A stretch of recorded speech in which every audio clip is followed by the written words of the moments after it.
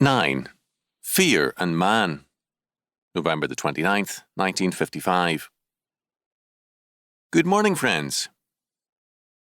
One of the deadliest of fears is the fear of man. It paralyzes the conscience and rules the heart, mind, and being of most men.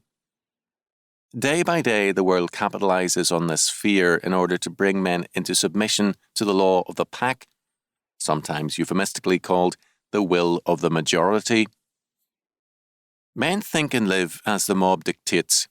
When styles are changed by the pack, the individual all too often complies. When certain opinions, faiths, and men become unpopular, the individual too often follows the mob.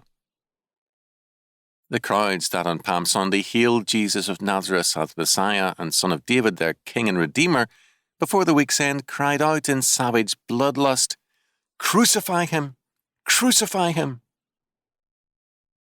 When the mob sacrifices God the Son to its lawless whim and crucifies the Lord of Glory, jeering and mocking him in his dying agony, it cannot be expected to be merciful to mere man or to any follower of the Lord it despises. The power of the mob is real, and the power of the mob is deadly. It is devoid of any and all morality, of all faith and principle, and of all decency. The mob has usually ruled in history, and its rule has always been destructive and evil. The mob operates on one and only one basis: fear. The mob is held together by fear, and it rules by fear. The mob is formed by men who herd together in fear of life, in fear of themselves, in fear of one another, and above all, in fear of God. Cain, the man fleeing from the presence of God, built the first city and organized the first mob. Cain's city was not a community, but a mob, because its basic tenet was not love and fellowship, but mutual fear and a common hatred of God. Ask yourself this question: am I a member of the mob? Every person who is afraid of man is a member of the mob. No evasion, no contempt for his fellow men, no denial can ever change this fact. Every person who is afraid of man is a member of the mob. If you are afraid of people's opinions and criticisms and allow them to sway you, you are afraid of man, and that fear makes you part of the mob.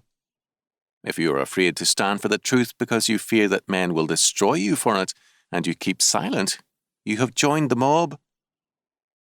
If you allow the fear of man to guide and determine your actions at any point or in any area of your life, you are a member of the mob, and may God have mercy on your soul. Every person on the face of this earth who is ruled by the fear of man rather than the fear of God is a member of the mob. Where do you stand in all this? The only alternative and answer to the fear of man is the fear of God. If we are afraid of transgressing the word of God, afraid of sinning against Him, afraid of being disobedient to Him, then we will not allow the fear of man to rule us. Whom do you fear most, man or God? Are you a member of the mob or a member of Jesus Christ? Scripture tells us that the fear of the Lord is clean, enduring forever, Psalm 19:9. It strengthens man's soul against the day of adversity and fills him with the power of God and His Spirit.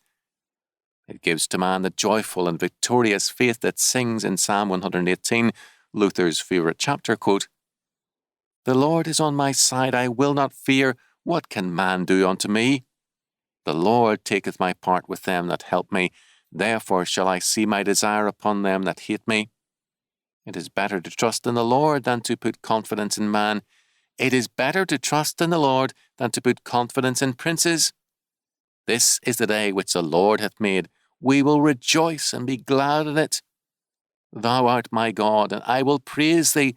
Thou art my God, I will exalt thee. O give thanks unto the Lord, for He is good, for His mercy endureth forever."